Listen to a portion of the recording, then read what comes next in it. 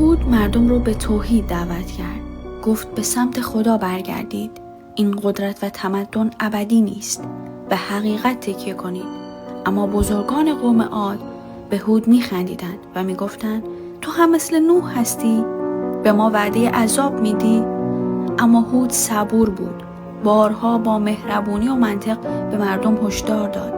اما سران قوم لجاجت کردند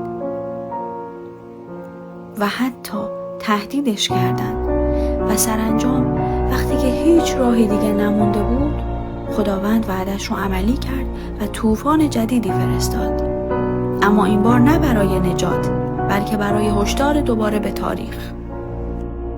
هوا خشک شد، باران قطع شد و بادهای گرم و نفسگیر شروع به وزیدن کردند و دشت‌های سبز تبدیل به خاک‌های داغ شدند. آب بسیار کم شد و حیوانات تلف شدند و از بین رفتند. زمین ترک برداشت.